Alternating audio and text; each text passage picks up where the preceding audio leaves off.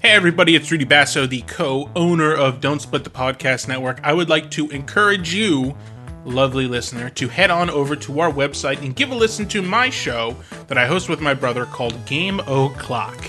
It is a video game retrospective, introspective, other spectives, all about the kind of games that we love.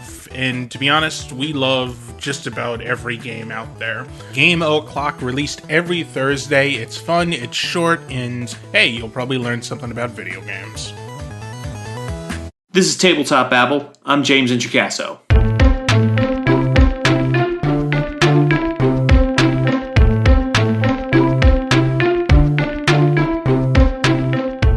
This week on the show, I'm talking with Jonathan Green, Ruth Tillman, and Mike Myler about hacking. These are three game designers who are masters in their own right, who all have various experience with hacking. We're going to hear all about it, so let's get right to the good stuff. Here's my chat with them. Welcome to Tabletop Babble. Why don't you let the people out there know who you are and what you do in the world of tabletop role-playing games? Ruth, as the returning guest, we will let you go first. Okay, I'm Ruth Tillman. I have been writing for a number of years. I've mostly written gumshoe material. I've written for Trail of Cthulhu and Night's Black Agents. I've written material for a few other RPGs that's sort of spliced in here and there. And the biggest project I have recently worked on is the new Gumshoe 1-to-1 Cthulhu Confidential book. I created one of the three main characters and that you're given to work through the system and wrote a scenario for that. And then I've just written three more scenarios that will be published in a follow-on book. We're currently waiting for playtests back on the third one, and going to see what I'll be writing in the future. Awesome. Well, it is great to have you here. If people have listened to our Cthulhu Confidential episode, they know that we love that game. It is incredible. And new to Tabletop Babble is Jonathan Green. Jonathan, welcome. Who are you and what do you do in the world of tabletop role-playing games? I am much less published or well known as than Ruth, but I've done a handful of things. I did an adventure for the old D&D Adventures League a few years ago, an article or two for Dragon Magazine way back in the day, and the only thing that I've done recently is I just published Edge of the Frontier. It uses the Fantasy Flight Star Wars system and turns it into a Western. Other than that, I've been on a handful of podcasts, mainly the Tome Show, and I'm actually going to be starting a new show there, hopefully within the next month or two. Oh, can you talk about that? Yes, I think I can.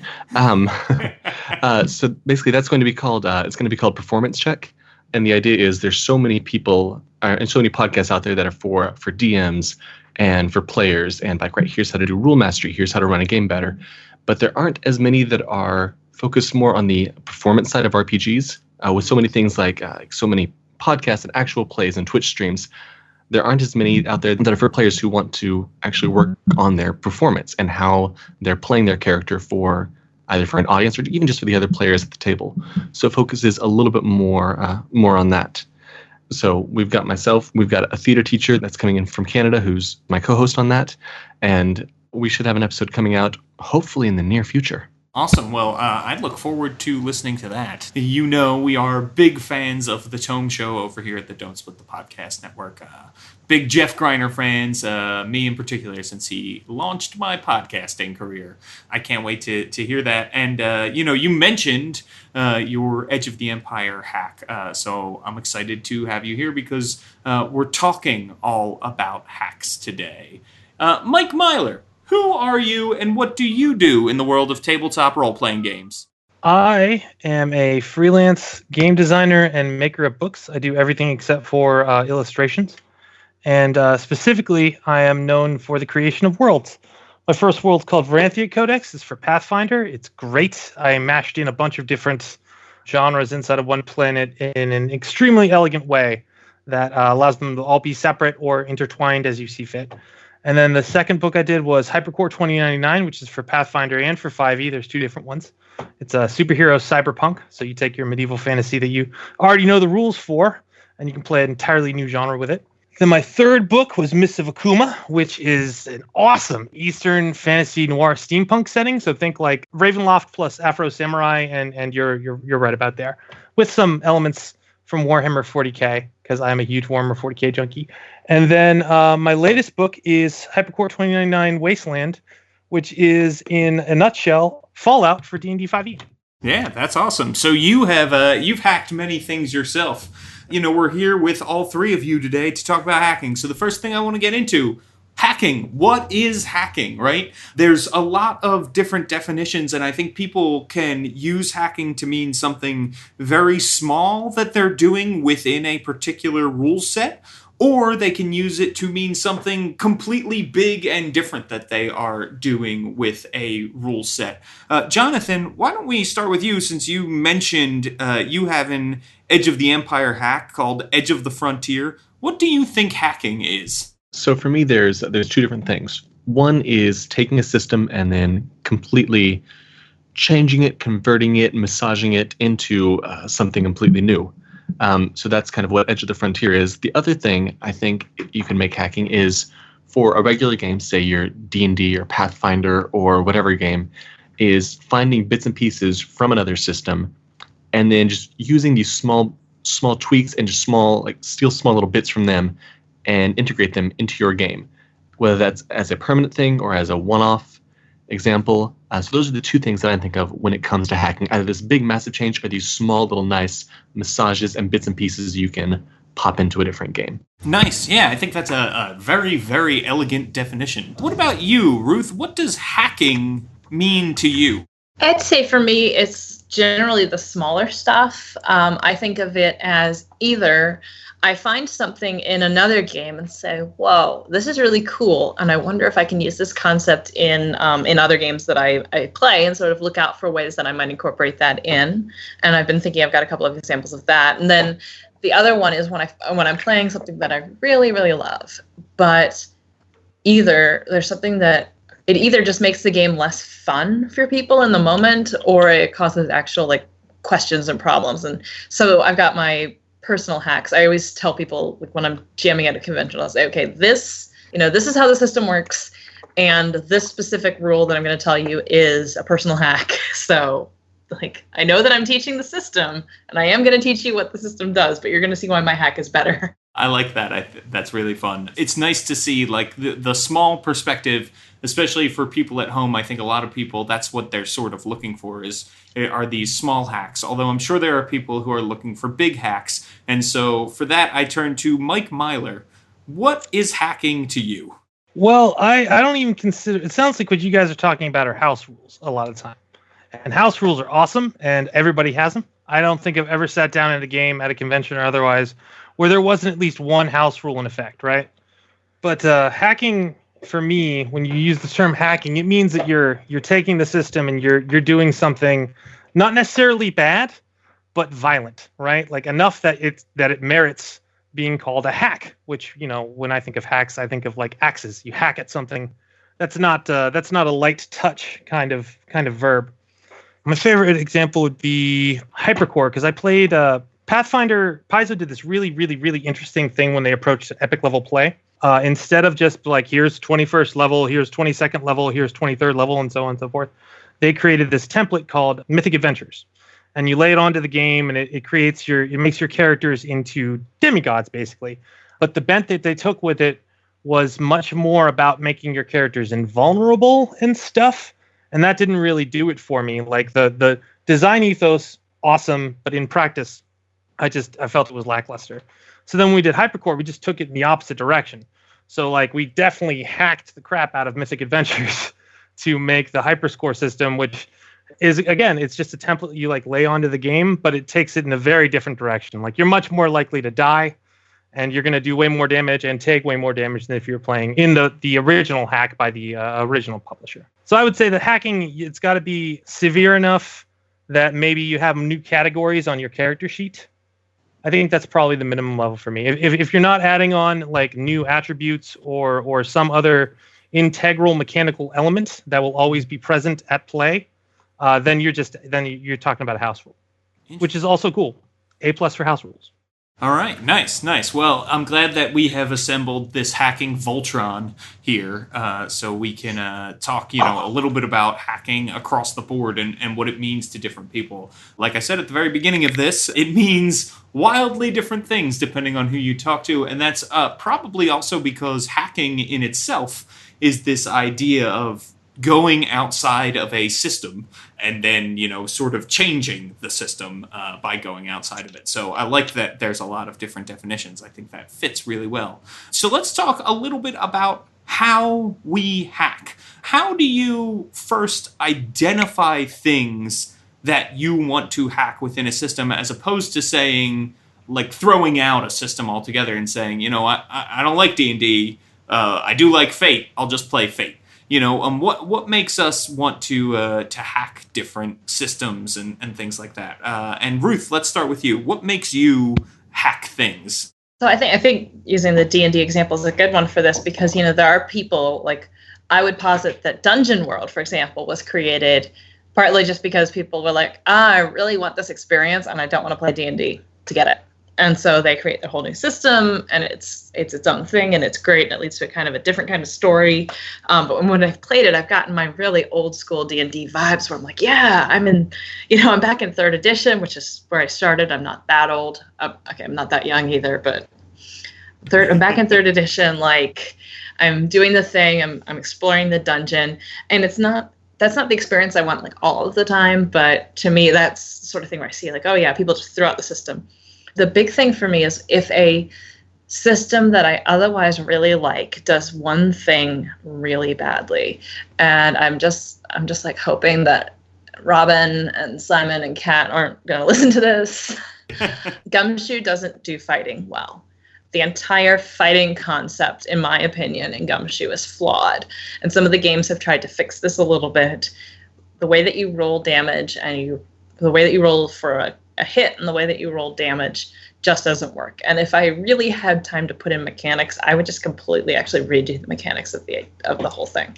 Like, Gumshoe uses a simple D6 for most of its rolls, most of its challenge rolls. Most of the time this is fine, and you're rolling to hit, and then you roll again for damage. And the thing about it is you have a point spend pool that you can roll to hit.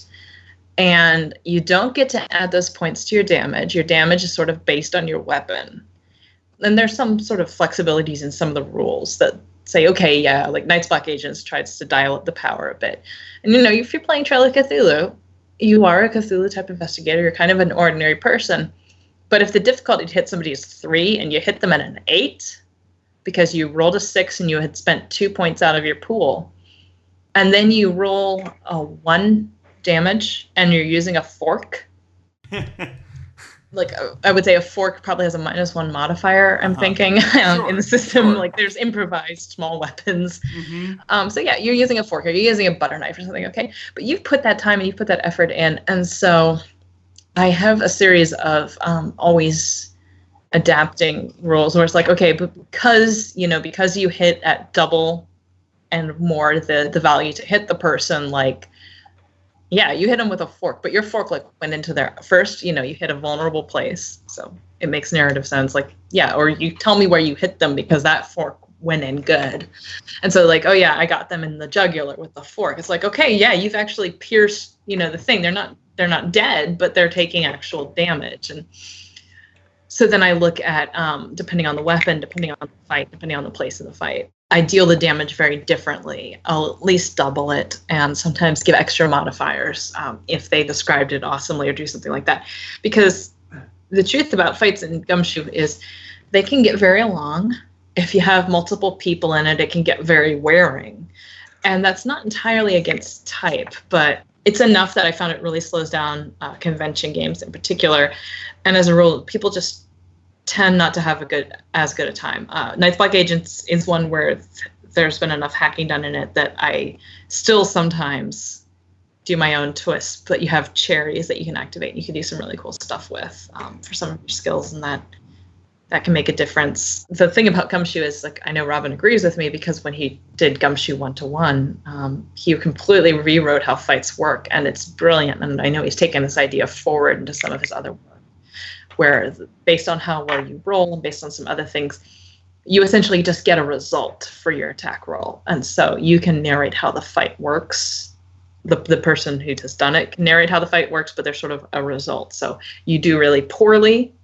You're not rolling for damage. You're just like, okay, this is your result, and now you need to figure out your reaction to it. It could be another fight attack. It could be some other stuff. And there's a lot of, as I've said, there's a lot of writing and work that goes into one-to-one, because as a GM, you have to anticipate, like, okay, if there's a fight here and I'm putting a fight here, here's the ways it can go.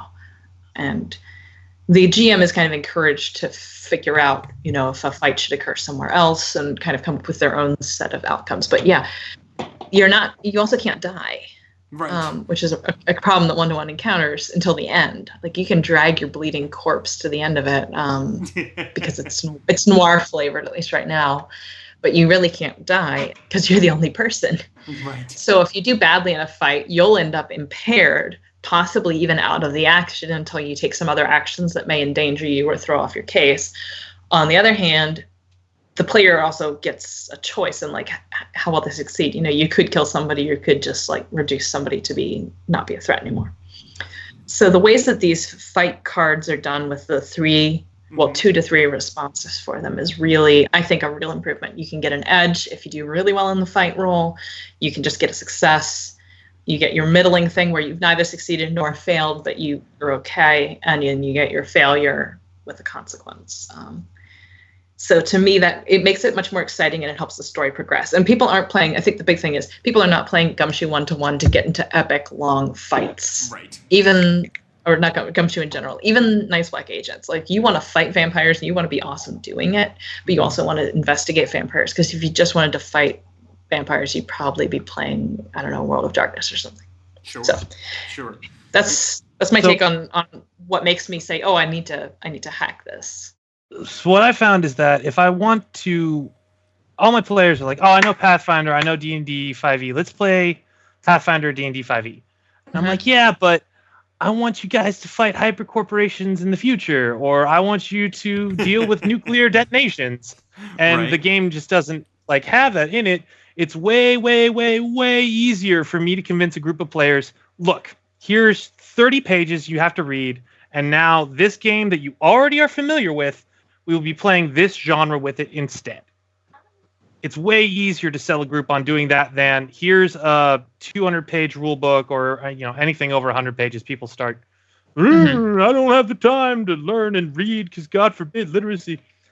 So it's a question of, like, how fast I can get a group onto it.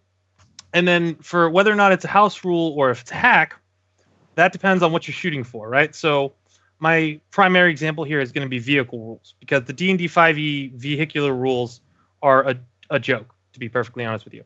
They're meant to be a conveyance and not actually meant to have much statistical impact on a game-to-game basis. It's more of a campaign tool, right? Mm-hmm. So in Hypercore, we have vehicles, but we only use the same kind of statistics presented in the DMG, because the focus isn't meant to be on, sky car chases. You can do that if you really want to, but it's you're supposed to be breaking into hypercorporations and stealing stuff, or assassinating people. I don't care how your driving is done in the far future. But on the other hand, when we went and did the Wasteland, one of the things that people voted for, because it was a Kickstarter, and people got to vote for who was going to be a warlord in the back, and then what extra rules were going to be contained. And overwhelmingly, people voted for Merlin. I just want to mention that because I love the fact that people were like, yeah, I want nuclear Merlin. But the second highest one was Chainbeard's Roadmasters. So I made a lot of extra vehicle rules. So you see that's where it was worth a hack, because now that's going to be something that people use in every single game that they play in, if they're shooting to play Mad Max D&D 5e, right? So I think intent has a lot to do with it. Appeal to a player base to make it more accessible, and intent with what you're trying to do. So kind of touching on what you were saying with Knights Black Agents, you just want to be kicking vampire ass. You don't need to know yeah, I got the stake 2 inches in instead of 1 inch in. Exactly. You just need to get the stake in, and that's it. And to add on to that, if you're going to build a hack for a system, support it as much as you can. So on top of there being vehicle rules, there's also rules I made for improving your vehicles and like making custom weapons that you can toss on your vehicles and so on and so forth. Because like if you only hack it a little bit, like I was saying before, hacking, like that's a severe verb. It's not a caress. It's not a gentle kiss. It's a hack, which means that you kind of got to get in there and dig your foot in and scrape something significant out. And then hopefully replace it with awesome. I think that's right.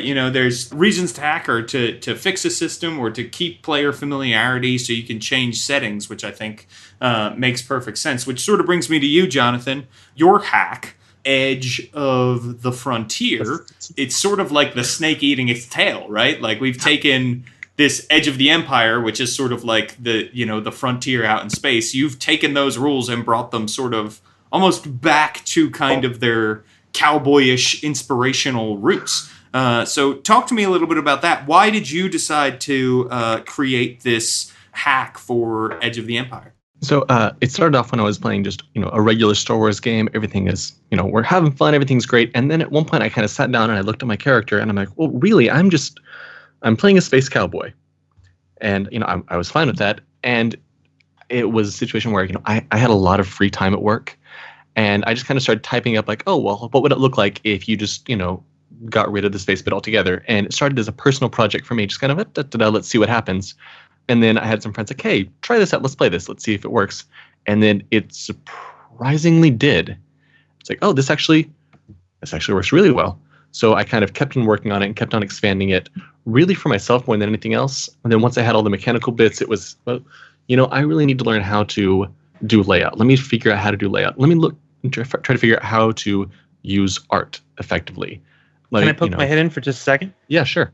Star Wars, like The Edge of the Empire, is a very narrative style game as opposed to like a simulation. So like my primary example would be like GURPS, Pathfinder. Those are simulation games, right? They have very specific rules that extend far beyond what you necessarily need to tell a story. Whereas Edge of the Empire and D&D 5e, Edge of the Empire more so, and Fate to the max are narrative games where the focus is more on plot and character development, and the rules are just like a guideline to get the wind under the sails. So, yeah, it was a good pick for something to convert over. Like, it's way easier to do that with a narrative thing, and you're not having to worry like, oh God, how do I get this D12 laser to work as a 6-shooters and so on? With this thing has super armor and way too many hit points to deal enough damage with a gun, and so I need to have this ability that ups the ante and so on and so forth. Like, Edge of the Empire was a perfect pick for that.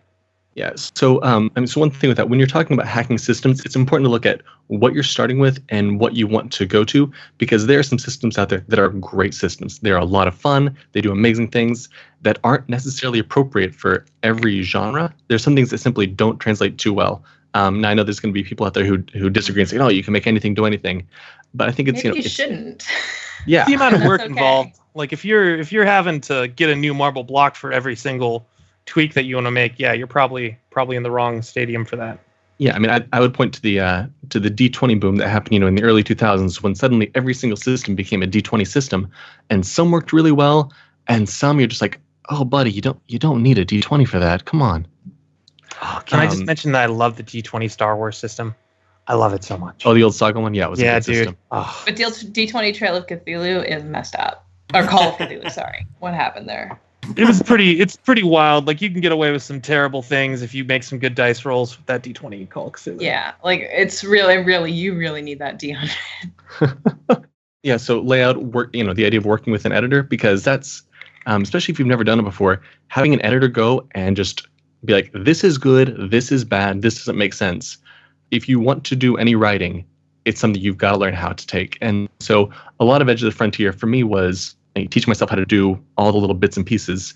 And then I ended up throwing it up on Drive-Thru-RPG just because I was like, other people might enjoy this. I don't want any money for it. So I'm setting it as pay what you want with the suggested price of $0. And then it actually has gotten some really, really nice response. I've been very overwhelmed with some of the response I got on places like Reddit and a few other things. One thing we were just kind of discussing a second ago about system strengths and weaknesses, I think that actually is where kind of hacking system can become really the most useful, because so I love D&D 5e. Like it's a great system. It's why I play most of my games.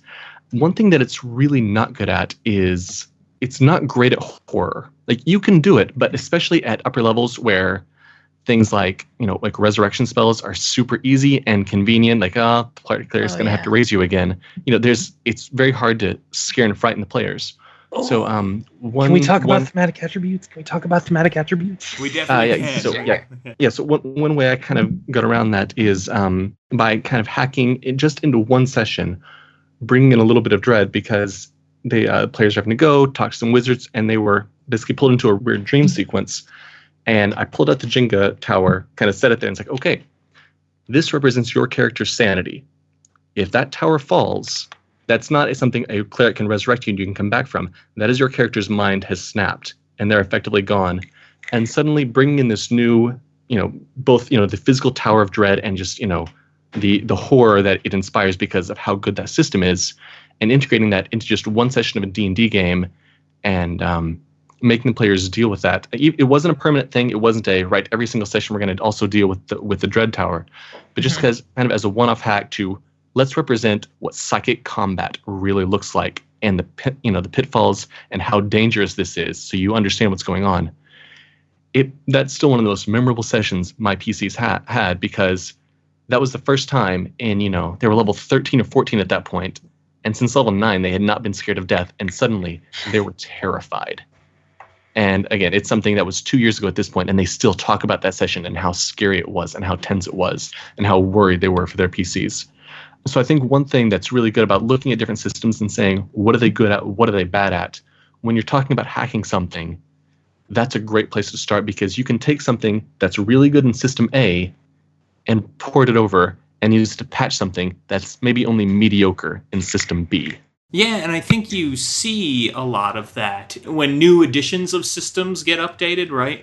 The inspiration mechanic, for instance, in 5th edition Dungeons & Dragons, is not the first game to have an inspiration mechanic, but is the first time for D&D to have that, right? So it's cool to see those things brought in. I think you see a lot of that, too, when you dig deep into the Dungeon Master's Guide, into sort of their adventure workshop section. You see additional attributes and systems for gritty healing and that sort of thing. Those, you might consider modules, house rules, hacks, whatever you want to call them. They're definitely there, which I think is really fun and cool.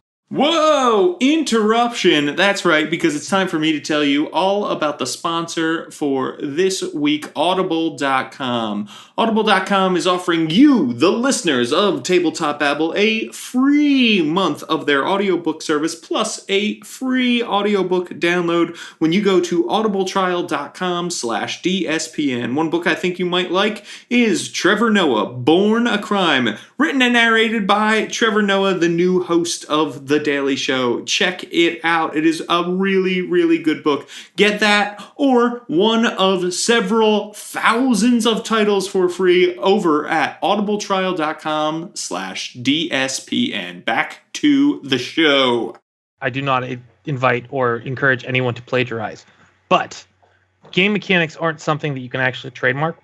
So if you see a game mechanic you really liked, if you're just running house games, take it and use it in your game. No one's going to harbor anything against you. And if you're actually developing it for sale, just make sure that you reference the people who originally made it. Like, have a thank you section where you're like, thank blah, blah, blah, blah, blah, this game, because you drew inspiration for your game mechanics from theirs. And it, like, say you wanted to make Dread an integral part of your thing, you wouldn't call it Dread. You'd say, get out of Jenga or whatever. But, like, nobody can come after you for that, because, like, you can't copyright game mechanics. You can copyright game terminology, but not the actual mechanics themselves. Yeah, and the text. So don't. Don't you're plagiarize. It, do not copy paste that text. Yes. Ruth, you when you're talking about mechanics, what you did with Gumshoe 1-to-1, that idea of maybe taking something from another system, how do you tweak those things then to make them right for what you're doing, right? To say, okay, I love this horror mechanic, I'm going to bring it into 5th edition or into Gumshoe or into whatever. But then how do you take that mechanic and make it right for the system that you're using, or tweak it because maybe it doesn't fit perfectly with what you want? I mean, this is on a much smaller scale, but some of the time, for me, it's a matter of saying, okay, the system is basically what I want to play. Like, I will play pretty happily either 13th Age or D&D 5th edition. I got really hooked on 13th Age while D&D 5th edition was in rights and stuff. It was funny because I play tested 5e, waited around for a while. 13th Age was already out, and I was like, oh, I'll play this instead. I was like, oh, I love this. But sometimes there's like a really simple thing where you just say, oh yeah, this is a thing that I just want to use in my like D20 games going forward. So one of those things would be the escalation die concept from 13th Age. I think that it's a really good design, the escalation die. And it ports well into other kinds of concepts too. Like I would not use it for Trail of Cthulhu because it does not fit the narrative genre. If I were to hack one thing in Night's Black Agents, though, it might be the escalation die. And, in that case, the worst, like the escalation die, for people who aren't familiar, you take a die on the second round, it comes out to a 1. On the third round, it's at a 2, and you're adding that to your attack rolls. You may also have powers that trigger off it. So I wouldn't try porting the whole system. I'd just be porting hey, your fighting is getting like up and up and up and up. But if you're fighting some kind of big bad, they are also getting up. So yeah, you're swinging your axe and you're taking out like 3 skeletons at once and you're really cool. But the big bad is also like gathering this mist of power behind them. And so they're also rolling at a +6 now that you're rolling at a +6. And so this is theoretically terrifying. They use it for a lot more than just escalation in 13th Age. There's things that pair off it. It helps you limit abilities. It helps the big bad get something where, if the escalation dies to 6 and this big bad hasn't been defeated, maybe something happens. I was writing for the 13th Age Bestiary 2 and thinking about this kind of stuff like, oh, what can I do with the escalation die for some of the bigger, badder things? Was fun. And so I would take, but I say, this is a very basic concept that in this, whatever genre I happen to be playing, combat is a ramp up thing, not a flat thing. Like in Gumshoe, Trail of Cthulhu, it's probably a flat thing. In a space battle, in like Ashen Stars, you're having a fight on a starship, you might ramp it, but it might go more slowly, or you might figure out something to do with that. In Night's Black Agents, absolutely, I would try throwing it in one night to see what happened. So maybe you only bring it in like, okay, guys, we're fighting the big, big bad tonight. Like tonight we take on Dracula. So you know what that means. Pull out the escalation die. That's right. That is really, really a good way to do it. And also to pick and choose when you want to bring in those mechanics is super smart and elegant, especially for your home game, right? That's a great way to do things. Mike, I think you're pretty excited to talk about some attributes, aren't you? Let's talk about Yeah, let's do it. This is where the break happens for me, right? So house rule, like everybody gets minimum half HP, right? It's common house rule, right? But when you're adding something to the character sheet, now we're talking about a hack. So whenever I make a new campaign setting, if it's not just medieval fantasy, which I've done, I have a medieval fantasy campaign setting. We didn't really add anything to it except for a type of attunement for Pathfinder because magic item accumulation is a serious problem in Pathfinder. But when I'm making a new setting, I always try to include attributes that are just like emblematic of the setting. So no matter like where the game has gone, you still have like a major part of your character sheet that ties you to that genre. So in Hypercore 29, it's luck and reputation because you're operatives in this shadowy criminal underworld, right? Your reputation matters, and there's a lot of like neo-noir involved, so luck also plays a huge role. And then in Mists of Akuma, this is kind of like how we managed to like jam the horror in no matter how far you go. There are 2 extra attributes. One's called dignity, which is kind of like honor. It's just like how honorable people think you are, not how honorable you actually are. So it's more about perception. And then the other one is haitoku, which doesn't have a direct translation, but the closest thing you get is fall from virtue. So like the further on you get in a Mists of Akuma game, inexorably, the higher your haitoku score is going to get. And eventually at one point you turn into basically an unplayable zombie character. So like you have to constantly fight to retain your virtue in this world where every victory is Pyrrhic. So if the GM's writing the adventure or running the adventure correctly, like there is no real winning. There's only kind of winning. Like in the opening adventure in the book, there's a 5% chance we worked out where all 6 of the kids get saved, but more likely than not, 6 children die by the end of the adventure. Right? So like you might have saved the day, but not for those 6 kids. And now you're probably eviler for it. Yeah. And then in 29 and Wasteland, it's radiation because it's survivalist and like we modified the system a lot for that. So like long rests are 1 week and short rests are 1 day. So like the whole scheme of gameplay changes. It's much more like first edition D&D. Like you don't go into the dungeon and plan on finishing it on day 1. Right. You get as far into the dungeon as you can get, then you're like, oh my god, and run away and sleep for a day and then come back. And it definitely changed the ethos of what you're doing. And seeing just the player reactions when they realize they're not gonna just like get to sleep all their damage off in one night is incredibly gratifying for the GM, I have to say. It feels good when they're like, do we want to have this fight or should we just run away from these bandits? Because like I only have 3 bullets left. Jonathan, that brings me sort of to your hack, Edge of the Frontier, right? In Edge of the Empire, there are more species than there are in the cantina at Star Wars that are playable. How do you? Presumably in Edge of the Frontier, everyone is a human. Is that the story that's going on there? That's a pretty safe bet, yeah. So one thing that I wanted to look at, because clearly you can't species doesn't really make a difference. Race doesn't really make a difference. So I kind of spent some time thinking, well, what really sets apart different people? And in that case, I was like, well, really, it's your culture that does it. So in this case, a lot of your starting stats, starting skills, even sometimes like a little bit of your starting money comes not from like, what kind of, are you human or not? But it's, okay, did you grow up on a farm? Did you grow up in the city?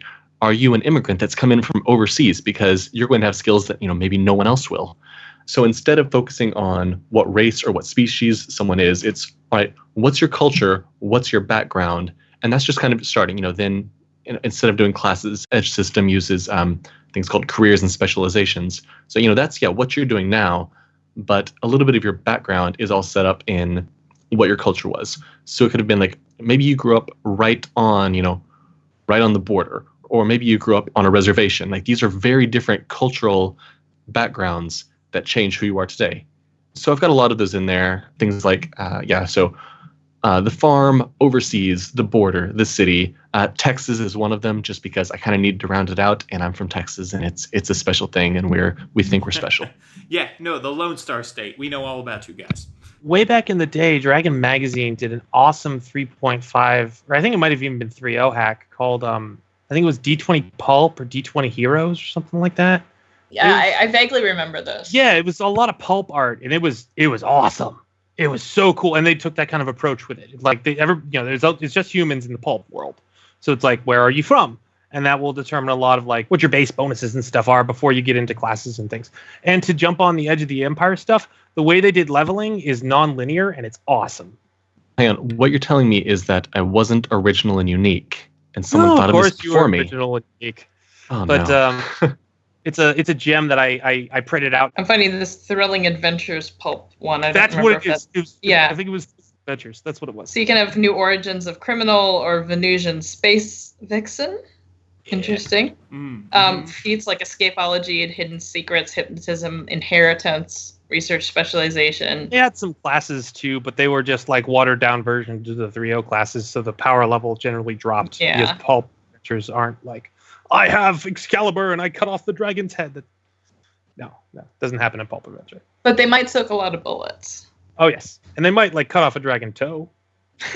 That sounds about right for pulp. I read a fair amount of noir and pulp while working on 1-to-1 and like trying to get into that mindset of, wow, you maybe defeat the evil, but you have just been horrified. It's very Lovecraftian, like it's really not done. The beast is greater. I'm trying to think of a good noir film that ends that way. But I mean, Chinatown.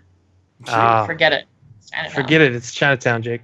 So I think this is probably a good question for you all. Ruth, you were just talking about inspiration. How do you draw inspiration? And then how do you get the mechanics to feel like what you want them to feel? For instance, how do you get horror to be scary as opposed to really frustrating? That dread idea, I think, is a perfect way to build suspense in the game, is to have your main mechanic be pulling bricks from a Jenga tower, right? And then when it falls over, you die. So like that's a great way to build suspense. Where do you find inspiration, and how do you make your mechanics match when you're hacking like that? I think that the biggest thing for me is just reading a fair amount of the genre that I want to play the most in, which is why I will generally write for horror, Cthulhu, or noir type stuff. And I'm actually thinking right now that I would like to do some writing for a nice, cozy, like easy Miss Marple kind of thing, because like my brain would like to spend some time reading in that and thinking, mechanically, how do you make it interesting? That, like what's going to happen if, the church social, how on earth am I going to make that interesting while not like well in genre and well with hijinks? So getting a good enough idea of what should work, so that when I'm playing Trail of Cthulhu, I can say, what? Yeah, these investigators, we're playing the pulp style. So if you do this kind of thing, you should get this kind of result. And then for me, it's just been a matter of coming up with a few basic ideas based on the variety of games that I have played, and kind of whittling towards what seems like a good balance. And I may eventually write it up. It's just, the fact that I actually write for the people who publish it that makes it feel like kind of a jerk move if I were to write up okay, but here's how you really hack the core of the system. So I want to see what Robin's guidance is on his next project, The King in Yellow, which I believe is going to use something more like the one-to-one system, and see if maybe he's done that work for me and I can just bring that back into the older games. Sure. Yeah, that's a great way to do it. Steal. I'm all about that. What were you going to say, Jonathan? It was sort of going to be Steel. I was actually going to point everyone out to an episode that you just did, I think, very recently. I think it was maybe the most recent one, about like favorite RPGs and other RPGs that people are playing. If you want to see good mechanics and you want to kind of learn new things and see different ways that people get certain feels or certain things accomplished, play lots of RPGs or listen to podcasts where they play lots of things, like very atypical things. If your love is fantasy, I would say go out, look at some sci-fi stuff, look at some horror stuff, look at some really pulpy stuff, because there are a lot of great designs out there that people have done that may have just never appeared on your radar. Play a lot of different things, and eventually you'll start saying, oh, hang on, I can take this from the Cortex system, I can take this from the Fate system, I can take this from the Edge of the Empire system, I can take this from Dread or Fiasco. You start seeing these really, really nice things that have been done in other systems by some amazingly talented designers. Yeah. I mean, it's that old thing, if you're going to steal from the best. You don't have to do everything on your own and make up all these new unique systems for your own game. That's way too much work. Go find the awesome things that other people did, steal it, and then let your players look at you like you're a brilliant god. And the other thing that does is, I think, playing a lot of things, reading a lot of things, using the internet, when you're doing data entry at your job, listening to some great actual plays that, swap games that they're playing, or a game that you've never played before, or even just listening to, people who sort of create unique mechanics, right? These are mini lectures you're getting. They're textbooks you're reading. And it teaches you then, you go from stealing and modifying to coming up with your new, whole new ideas yourself, because you're teaching yourself about game design when you're looking and playing and experiencing a lot of different systems like that. I think that is really, really, really good advice. Mike, you've got a lot of original stuff out there. You've got a lot of crazy, big hacks out there. What would you say your number one piece of advice would be to somebody who was going to, let's say I come to you and I say, Mike, I really want to hack 5th edition and I want it to be, this amazing modern day zombie apocalypse game? I actually wanted to add on to the Dread stuff, because one of the first things I did was adventure called The Mysterious Peaks of Baranthar. And it's great. It has a logically consistent river of blood in it, which I'm still super proud of. But my friendly local game store owner, it's called Game Masters on Babcock Boulevard in Pittsburgh. He's the only blind game store owner in the world. When I showed him the adventure and ran him through it, there's an option where you're climbing these things called the Slopes of Madness. And you could just do climb checks and stuff. I include regular rules for getting up the mountain, right? But alternatively, you could try to stack your dice like from highest to lowest, and depending on how quickly you did it, that would determine how well you climbed the mountain for that section. And that's really great for most people, except for Phil, who is like, what the Mike? I'm blind. How am I supposed to do this? And so ever since that point, I've always tried to, it's very tempting to have a physical gimmick, and they can be very awesome. I strongly recommend Dread if all of your players are able to play Dread. But be mindful of that whenever you're including physical stuff, because a lot of the appeal for RPGs is that everybody can do it equally well, whether you're only able to use one hand to roll your dice, or somebody has to roll them for you or read them off for you, or so on and so forth. Try to be inclusive of everyone, regardless of what disabilities they might have. So yeah, my advice would be to like I said, I'm a huge fan of thematic attributes because it's something that is integral to the game, right? It's right up there with your strength score, or your whatever your main attributes are, and attributes are typically in every single RPG game, right? Whether you call them, gumption or aspects, or but there's always going to be some kind of attribute system in virtually every RPG you're playing. So having a thematic attribute, it's easy to include, it's easy to integrate. Make sure you're looking for the spots that the attribute system isn't already covering, right? Like, don't just remake strength. That's no good. There is already a strength. Like, don't just remake the strength. Make something else. Maybe make it brawny. Maybe make it hardy or something like that, where you focus on an aspect of that adjective, basically, that noun, to tweak out the part of it that the game hasn't already considered and implemented elsewhere. So if you're doing like a modern zombie horror game, you definitely include some kind of sanity. I would include some kind of like anxiety, actually, that would probably force your character to overlook things or forget something. Like, oh, you think you have 50% more ammunition than you have, so like the GM rolls secretly for how many bullets you actually have in your clip, and regardless of the number that you think that you have, because your anxiety score has gotten so high. Easy to implement, easy to remember, easy to use, fits in with everything else that's going on, doesn't override all the other rules. There you go. Play widely, get it on all the convention games, try any system once if it's not actually like something that you can't do, or I was going to say, like, I have a short list of either systems or things that I won't play because I'm pissed off at the creator for whatever reason.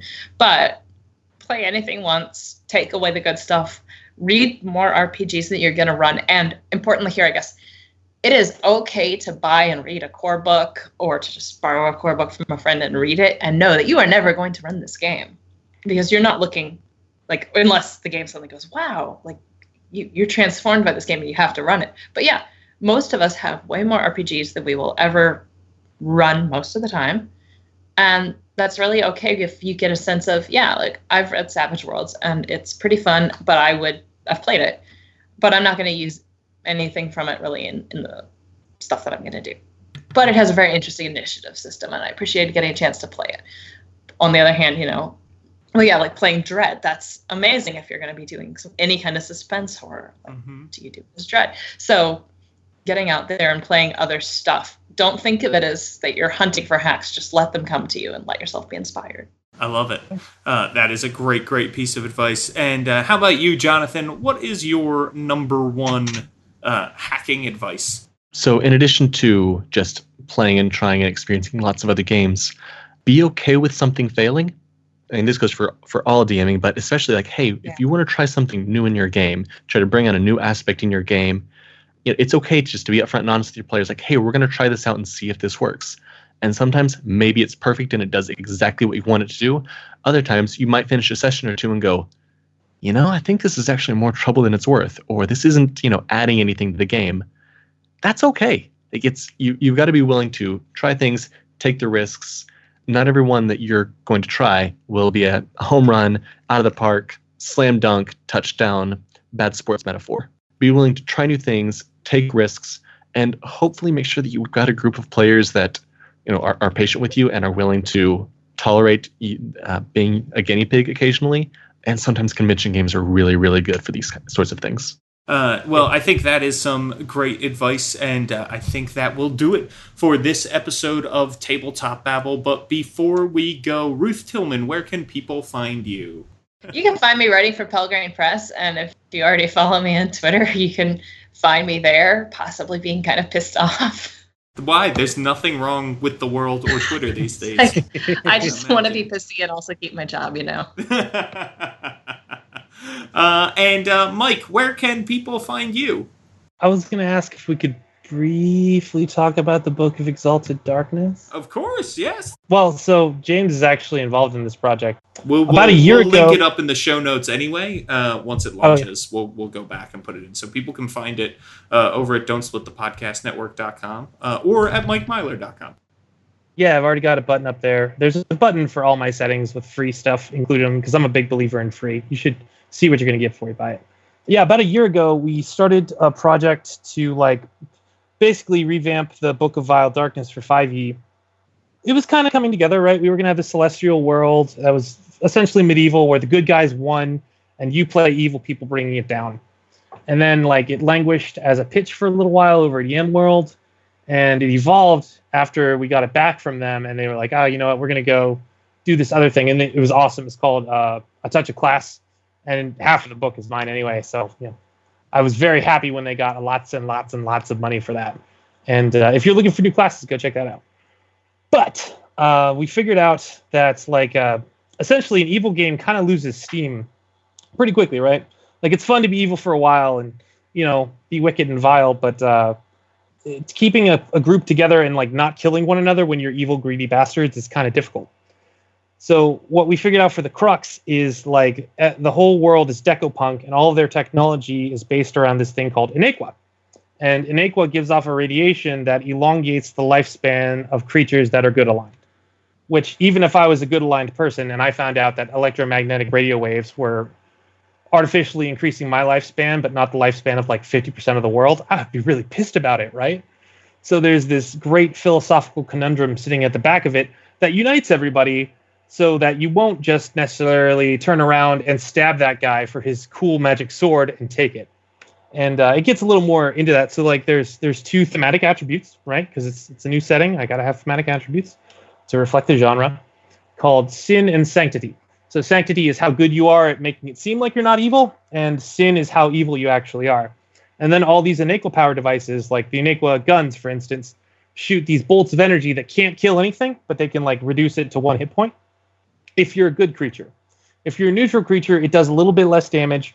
And if you're an evil creature, you have to either trick the device into thinking that you're neutral using your sanctity score, right? Or you use your sin score to overcharge it.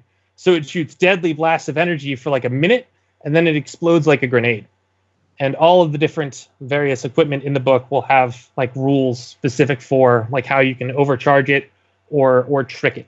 Yeah, I'm really stoked for it. It's going to be awesome. There are 2 free PDFs that I've already finished that are drop dead gorgeous. The artwork, did you see the artwork that Indy did for those yet or no? Yes. Oh, yeah. Oh my People gosh. should definitely check it out. It is very cool. Even right now, as we're talking, you can go download and check out some free stuff for it on mikemyler.com.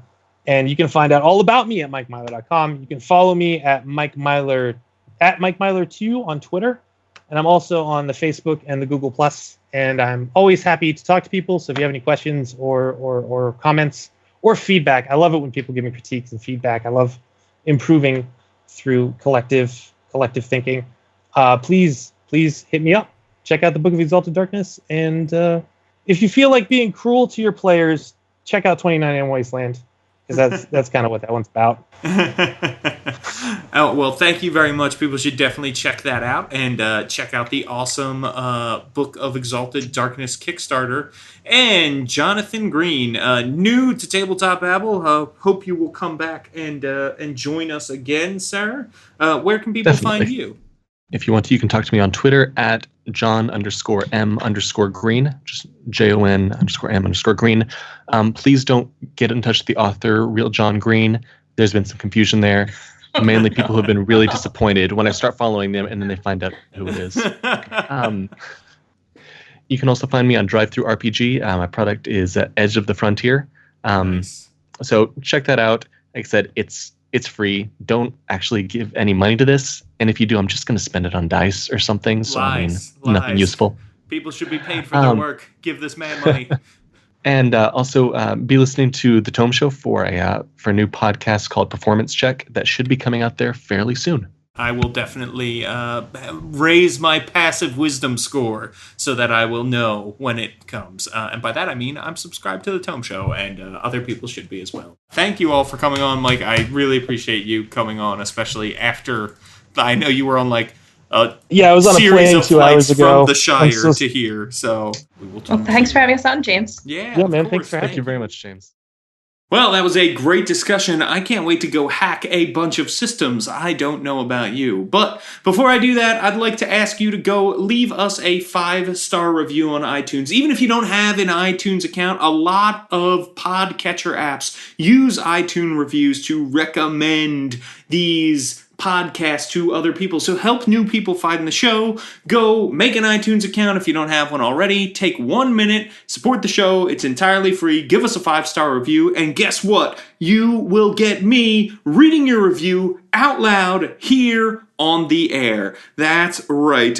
In fact, today's 5-star review comes from L.J. Haydorn. And I think I know who this gentleman is, a avid listener of the podcast. And he says, James does it again. James Introcaso does another knockout punch with this production. He has the golden touch and the golden lineup. If you want to go in the know, you need to listen to this show. Great guests and even better interviewer. Way to go. Thank you so much for this rhyming review. People, there are a lot of good ones coming up, just like this one from L.J. Haydorn. So go leave us a 5-star review. Make me say anything you want. All right, people, you can find me on Twitter at James Introcaso and at worldbuilderblog.com.